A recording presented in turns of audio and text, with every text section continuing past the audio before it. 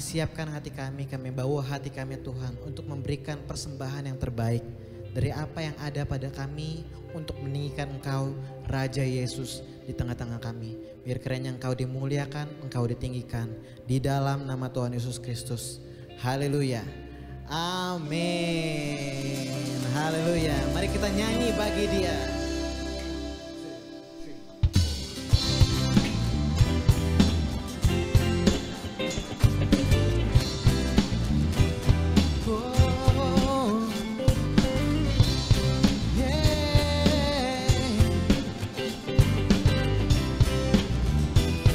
Sama-sama katakan, angkatlah.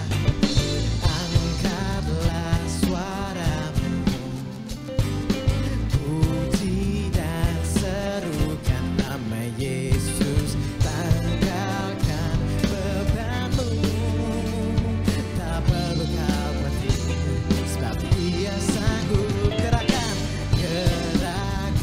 kakimu, berdirilah dan bertepuk tangan, bersukacitalah, tak perlu khawatir, sebab Dia sanggup. Sekarang nyanyikan kebesarannya, Dia kuat dan penuh kuasa. Bersorak-sorai karena kasih-Nya, tak datang melawan kita. Nyanyi bagi Dia.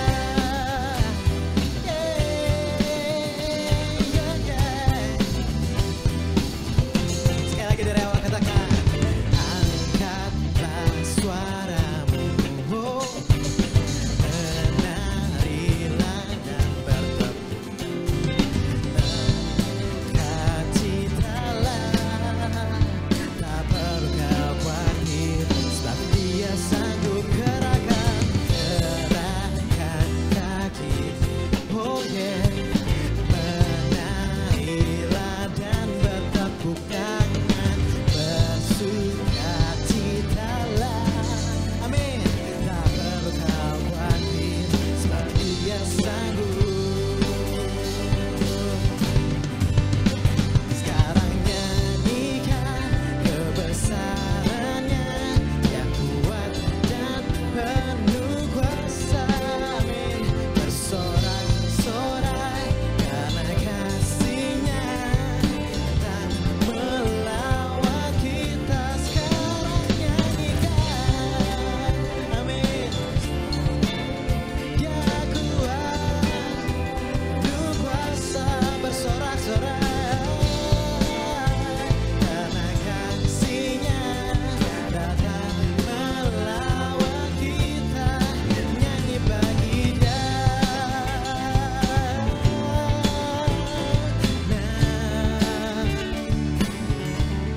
Nyanyi bagi Dia.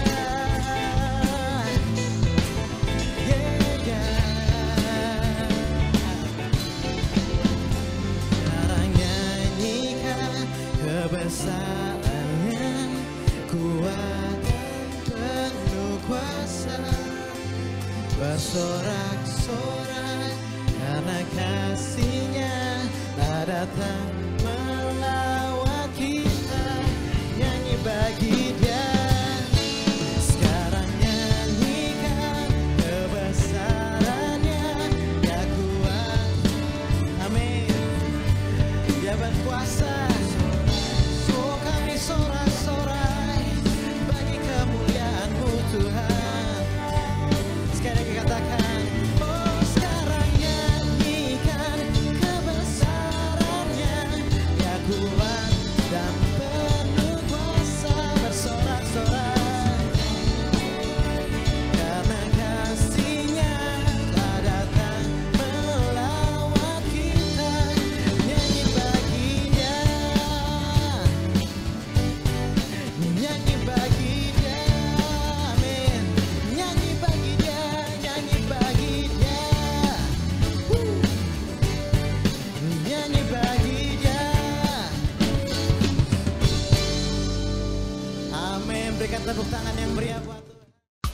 Pagi Gereja Oikos Online. Sebelum Anda melakukan aktivitas lebih lanjut, ikutilah Renungan Pagi hari Senin, Rabu, dan Jumat jam 4.30 pagi di YouTube channel Gereja Oikos Online.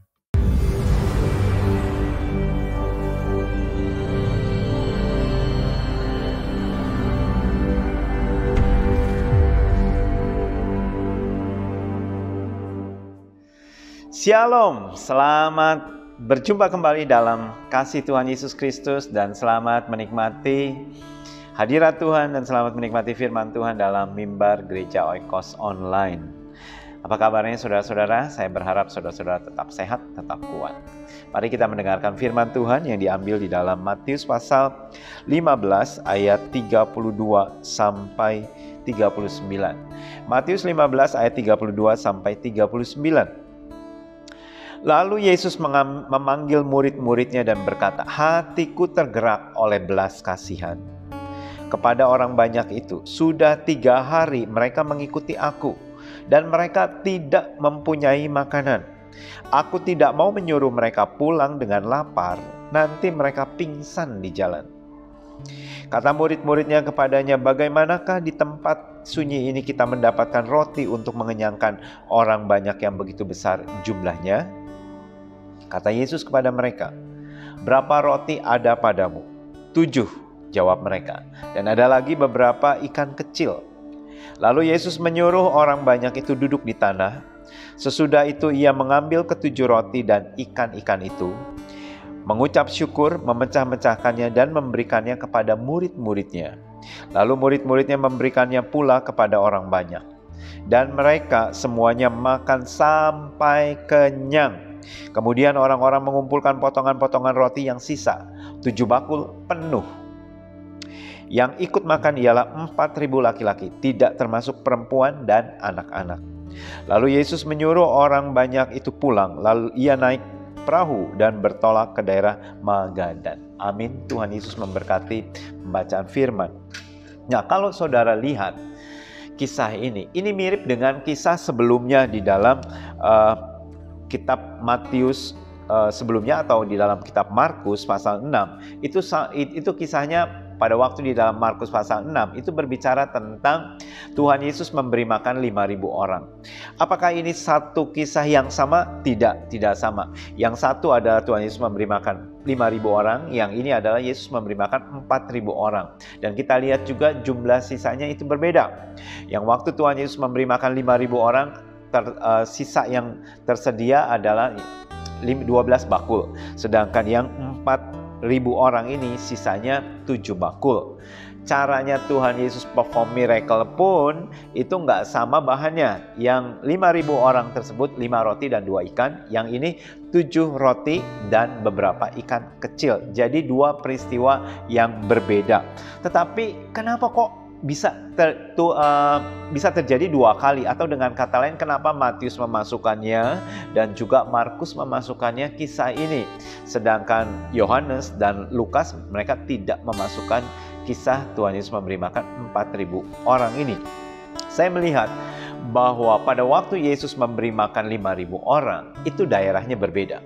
Sedangkan pada waktu Yesus memberi makan 4.000 orang ini, itu Tuhan Yesus mengadakannya di daerah Dekapolis atau daerah Sidon ataupun Tirus. Saudara bisa lihat di dalam Matius pasal 15 ayat 21.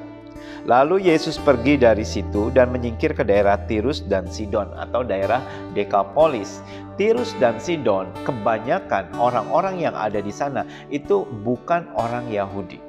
Itu orang-orang non-Yahudi atau orang Yahudi yang pernah kawin campur dengan bangsa lain, sehingga mereka bukan keturunan Yahudi atau keturunan Abraham yang murni secara dari garis keturunan.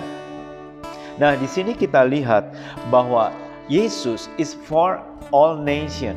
Yesus adalah untuk siapa saja, untuk umat manusia, baik untuk umat Yahudi, orang-orang Yahudi. Yesus datang untuk umat Israel, tapi Yesus juga datang untuk umat manusia, untuk orang-orang yang tinggal di Dekapolis, di Tirus, di Sidon, orang-orang yang mereka yang Dengan kata lain, mereka bukan keturunan Abraham atau mereka yang tidak mengenal Allah Yahweh.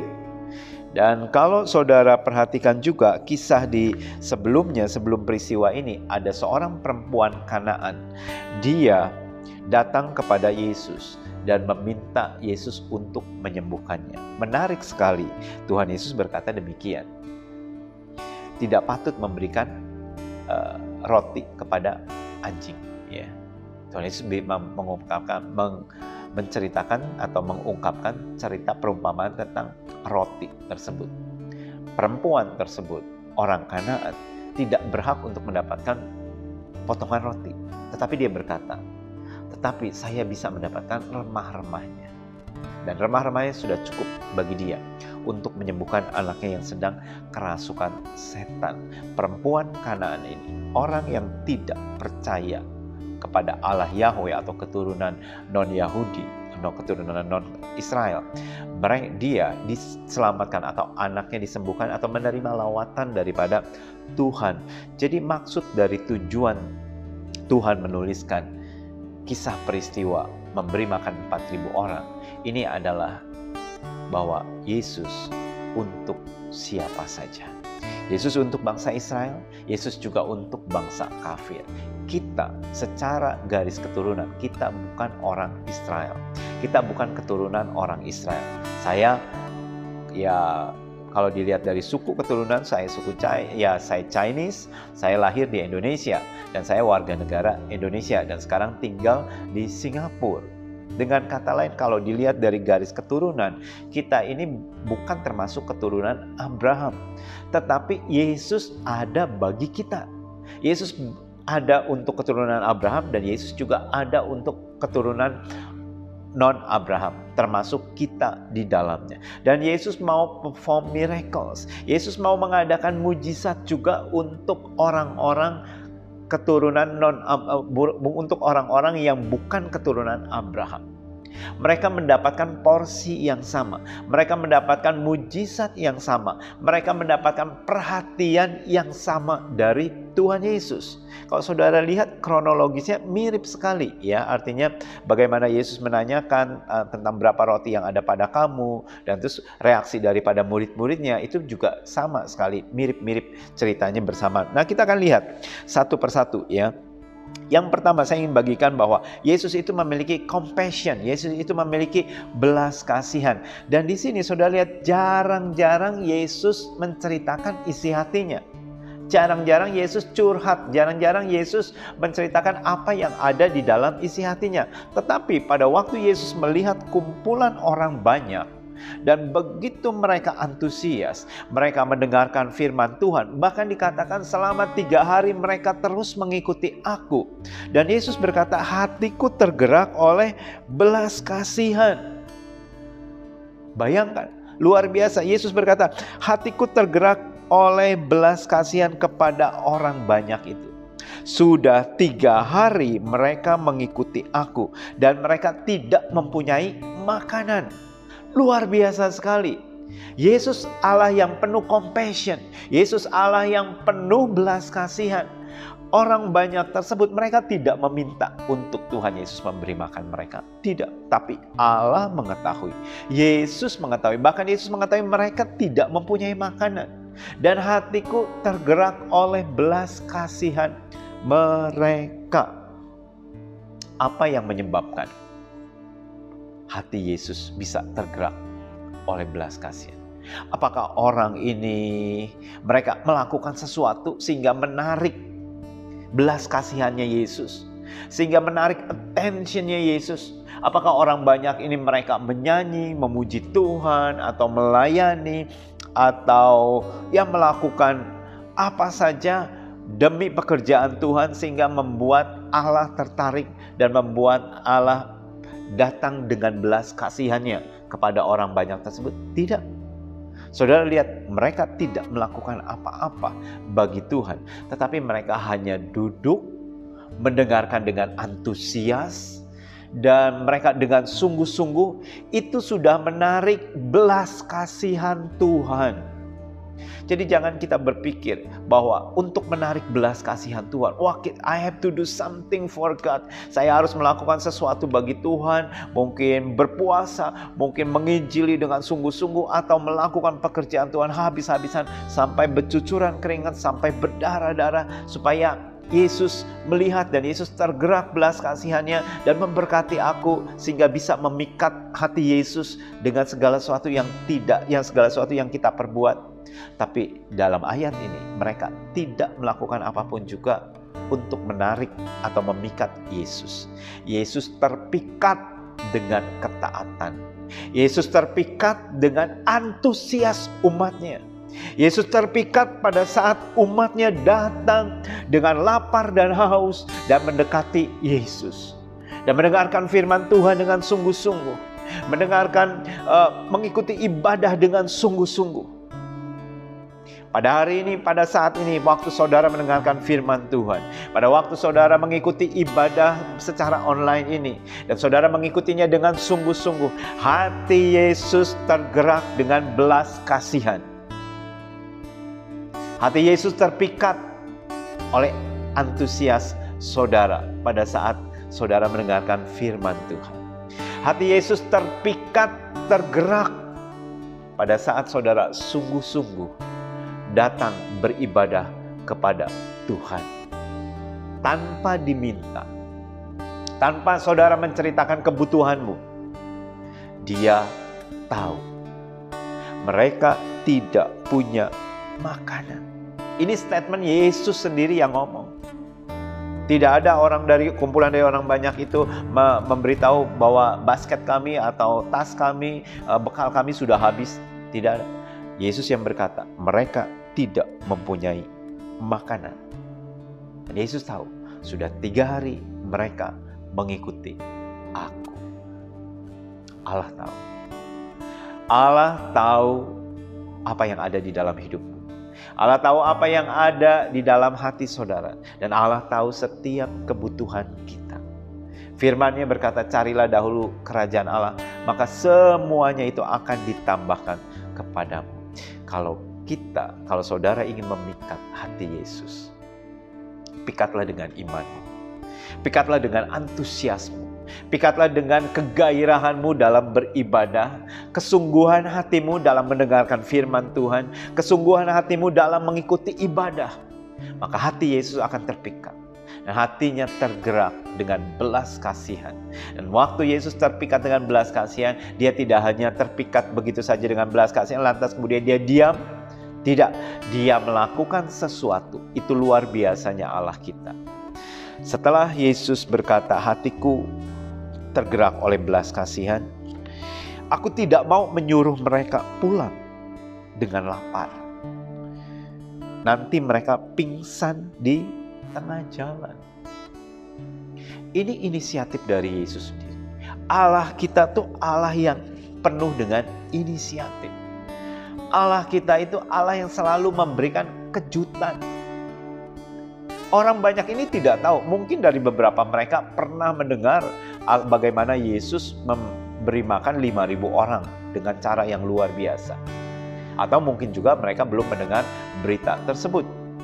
Dan tetapi mereka mungkin tidak expect, tidak mengharapkan bahwa kejadian itu terjadi dalam kehidupan mereka. Apalagi kumpulan orang banyak itu lebih banyak daripada kebanyakan orang-orang Gentile atau orang-orang kafir, orang-orang non-Yahudi yang dengan katanya mereka tahu diri, mereka nggak mungkin dapat potongan roti remah-remah saja sudah beruntung, kata si perempuan Kanaan tersebut.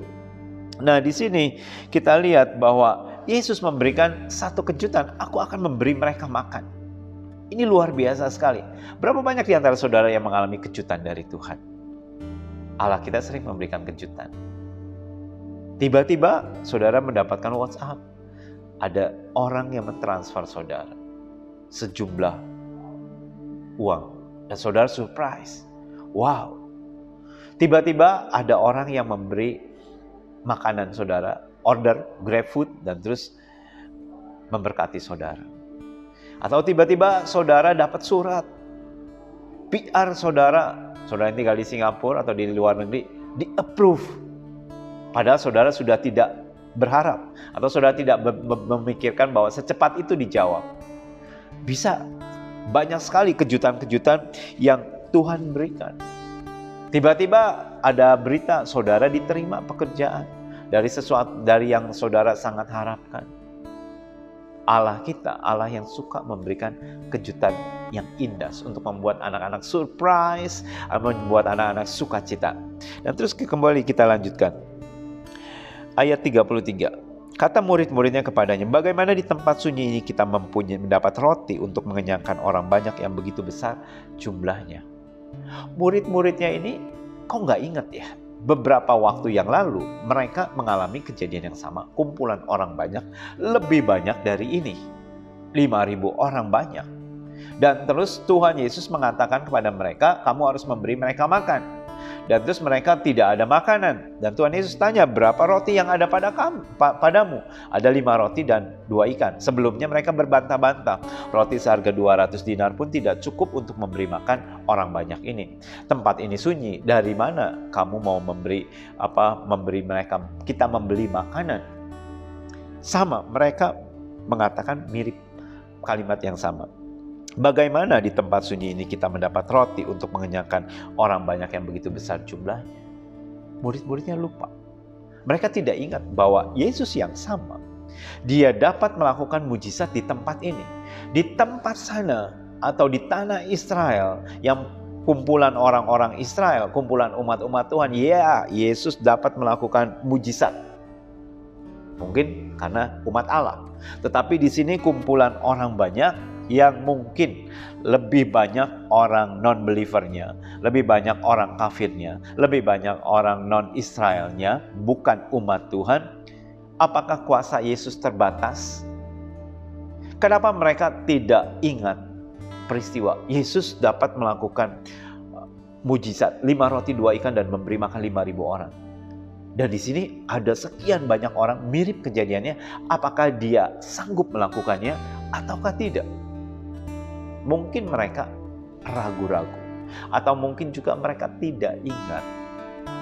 Kadang-kadang atau seringkali kita lupa akan pertolongan Tuhan yang telah Tuhan lakukan dalam hidup kita. Belum lama Tuhan sudah tolong saudara dalam masalah keuangan, masalah hutang piutang, atau masalah sakit penyakit, masalah apapun juga yang pernah terjadi dalam hidup saudara. Pada saat hari ini saudara menghadapi masalah yang berat, saudara lupa bahwa Tuhan pernah menolong saudara, pernah melakukan mujizat, pernah saudara alami pertolongan Tuhan yang begitu besar. Kita manusia mudah lupa. Murid-murid Yesus juga sama mudah lupa.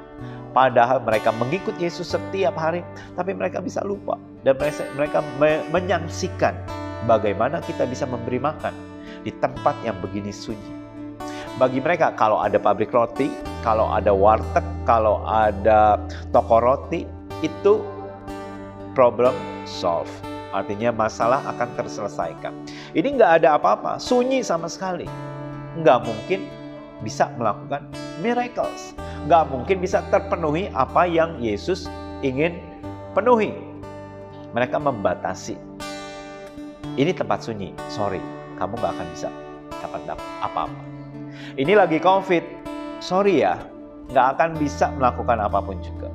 Kondisi seperti ini, bagaimana bisa? Usaha apa? Nggak akan maju. Bagaimana bisa untuk hidup ke depan dalam keadaan kondisi seperti ini? Situasi lagi sulit, situasi lagi sepi, tempatnya sunyi. Bagaimana bisa maju? Kita seringkali membatasi kuasa Tuhan. Jangan batasi kuasa Tuhan. Yesus ada sebelum COVID. He can do miracles. Dia dapat memberkati saudara. Dan pada saat dalam keadaan kondisi pandemik ini, dia tetap Allah yang sama. Dia tetap dapat memberkati saudara. Dia tetap dapat menolong saudara. Dia tetap dapat melakukan mujizat bagi kehidupan saudara. Amin. Kita lihat, lantas kemudian Tuhan Yesus berkata demikian. 34, kata Yesus kepada mereka, berapa roti ada padamu? Kalimat yang sama. Tuhan Yesus recall, memanggil kembali memori mereka. Ingat gak berapa waktu yang lalu? saya sudah melakukan satu mujizat. Dan muridnya berkata, 7. Dan kemudian mereka ada beberapa ikan yang kecil. Dan Tuhan Yesus nggak masalah. Dulu 5 roti, 2 ikan. Sekarang 7 roti, nggak tahu rotinya lebih besar dari yang dulu atau lebih kecil, kita nggak tahu. Nggak masalah mau 5, mau 7, mau ikannya 2, mau ikannya kecil. Saya sanggup. Allah sanggup. I can do all things. Kalau Rasul Paulus berkata, I can do all things through Christ. Kalau Yesus berkata, I can do all things. Aku dapat melakukan segalanya. Mau 5 roti, mau 7 roti, mau 2 ekor ikan, mau beberapa ikan yang kecil, aku dapat melakukannya. Sesuai dengan apa yang aku mau. Dan metodenya hampir sama. Yesus berkata di ayat 35. Lalu Yesus menyuruh orang banyak itu duduk di tanah. Duduk di tanah. Duduk di taman, di rumput. Duduk, tenang. Aku akan melakukan sesuatu untuk memenuhi kebutuhanmu. Banyak kali kita tidak bisa duduk. Kita bisa tenang, kita tidak bisa duduk tenang, duduk diam. Kita selalu gelisah. Jiwa kita gelisah terus. Khawatir terus. Dan hari ini Tuhan Yesus berkata, tenang, duduk di tanah. Tenang. Aku akan melakukan sesuatu. Sesudah itu ia mengambil ke 7 roti dan ikan-ikan itu, mengucap syukur, memecah-mecahkannya dan memberikannya kepada murid-muridnya. Lalu murid-muridnya memberikannya pula kepada orang banyak itu. Yang tadi yang pertama, the compassion of Jesus. Sekarang the provision of Jesus. Penyediaan daripada Tuhan Yesus. Tuhan Yesus berkata, mana ikannya, rotinya? Dan dia berdoa, mengucap syukur, kemudian memecah-mecahkannya dan memberikannya kepada murid-muridnya. Dia yang melakukan mujizat, bukan murid-muridnya. Tuhan Yesus tidak meminta kepada murid-muridnya, kamu sudah melihat aku melakukan mujizat, sekarang kamu yang melakukan mujizat. Tidak. Murid-muridnya, kita manusia tidak bisa melakukan mujizat. Kita tidak bisa menyembuhkan manusia. Kita tidak bisa menyembuhkan orang sakit. Kita tidak bisa melakukan sesuatu perkara yang supranatural. Tidak bisa. Hanya Allah yang sanggup. Hanya Allah yang dapat melakukan. Hanya Yesus yang dapat melakukan. Dan Yesus tahu kapasitas murid-muridnya. Itu sebabnya dia tidak meminta untuk mereka melakukannya. Dia yang mengambil roti dan dia yang menyediakannya. Kemudian dikatakan, dan mereka semuanya makan sampai kenyang. Poin yang ketiga, the satisfaction of Jesus. Yesus yang memuaskan dahaga dan jiwa kita. Lapar dan haus di dalam hidup kita, dia adalah roti kehidupan. Air kehidupan, dia yang menyuplai, dia yang menyediakan. Dikatakan mereka semuanya makan sampai kenyang, sampai terpuaskan. Yang tadinya mereka lapar, selama 3 hari mereka mengikut Yesus. Kenapa sampai 3 hari? Mungkin mereka berpikir jarang-jarang ada nabi melintasi daerah Dekapolis, daerah Sidon atau Tirus. Gak mungkin rasanya ada orang-orang suci mau masuk melintasi daerah kafir. Dan ini ada Yesus. Satu kesempatan yang langka. Satu kesempatan yang jarang terjadi. Aku harus mendengarkannya. Aku harus ada di sana. Dan mereka mengikut Yesus sampai 3 hari. Sampai mereka tidak punya makanan. Tetapi Allah menyediakan segala sesuatu yang mereka butuhkan.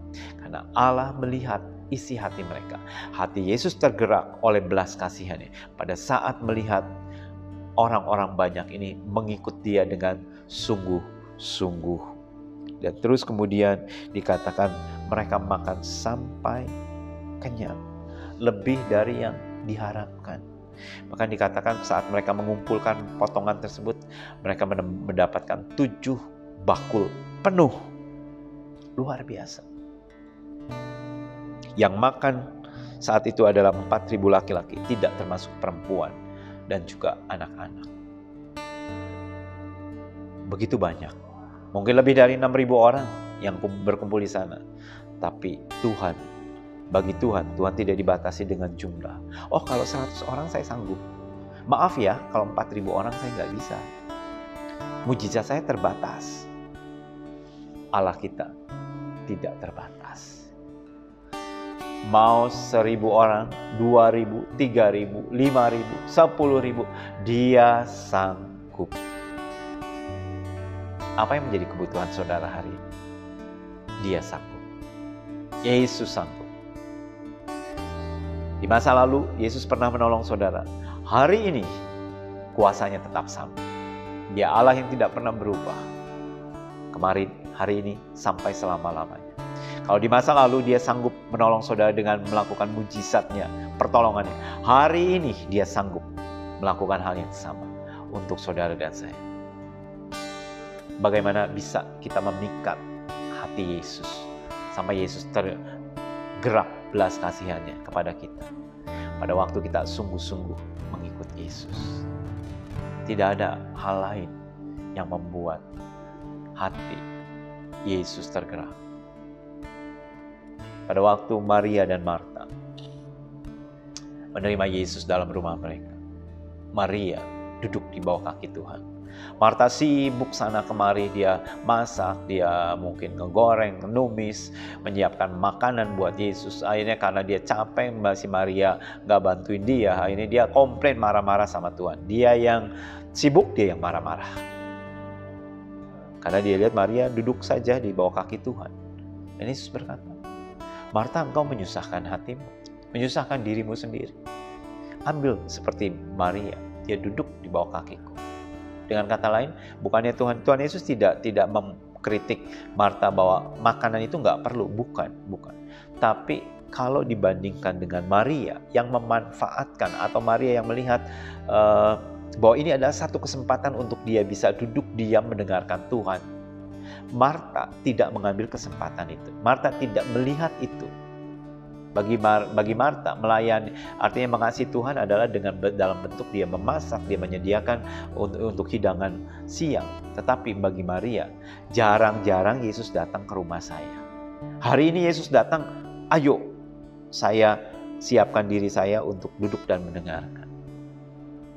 Begitulah sikap pada waktu saudara datang beribadah. Pada waktu saudara datang mendengarkan firman Tuhan, baik online maupun nanti suatu saat ibadah sudah dibuka, saudara datang ke tempat ibadah. Saudara harus berpikir, jarang-jarang saya bisa beribadah. Apalagi dengan adanya COVID semenjak setahun ini, banyak sekali kendala untuk orang dapat beribadah di tempat secara langsung. Pada waktu saudara datang beribadah di tempat secara langsung, saudara bisa datang ke gereja. Saudara harus berpikir, belum tentu minggu depan gereja masih bisa dibuka seperti ini. Aku harus mengikutinya dengan sungguh-sungguh. Aku harus pay attention, memberikan perhatian yang penuh sama seperti Maria.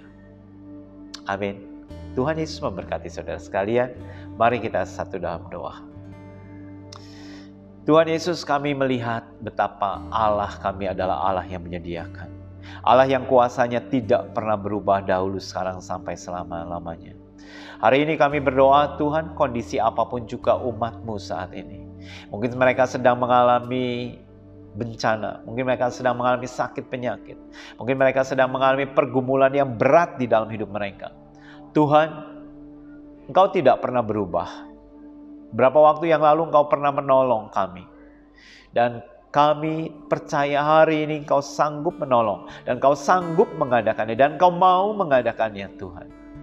Kami berdoa saat ini, Tuhan, ulurkan tangan-Mu, Tuhan, untuk menolong umat-Mu yang saat ini sedang membutuhkan Engkau. Dan biarlah Tuhan hati-Mu tergerak oleh belas kasihan-Mu. Dan biarlah Tuhan, Engkau berikan Tuhan rahmat-Mu, Tuhan, atas kami. Have mercy on us, Tuhan. Turunlah rahmat Tuhan atas kami. Terima kasih, Tuhan. Terima kasih. Kau melihat kesusahan, air mata, putus asa, kekhawatiran yang anak-anak-Mu sedang alami saat ini. Tuhan, teguhkan hati kami untuk kami tetap melihat Engkau, untuk kami tetap percaya kepada Engkau, Tuhan. Terima kasih, Tuhan. Dalam nama Tuhan Yesus. Amin. Tuhan Yesus memberkati saudara sekalian. Saya Pendeta Yakub Surya dari Gereja Oikos Online mengucapkan sampai jumpa kembali. Tuhan memberkati. Sekarang nyanyikan kebesarannya, kuat dan penuh kuasa, bersorak-sorak karena kasih-Nya tak datang melawat kita. Nyanyi bagi Dia. Sekarang nyanyikan kebesarannya, Dia kuat, amin, Dia berkuasa. Oh, kami sorak-sorai bagi kemuliaan-Mu Tuhan. Sekali lagi katakan, oh sekarang nyanyikan kebesarannya, Dia kuat dan penuh kuasa, bersorak-sorak karena kasih-Nya telah datang melawat kita. Nyanyi bagi Dia, nyanyi bagi Dia, amin. Nyanyi bagi Dia, nyanyi bagi Dia, nyanyi bagi Dia,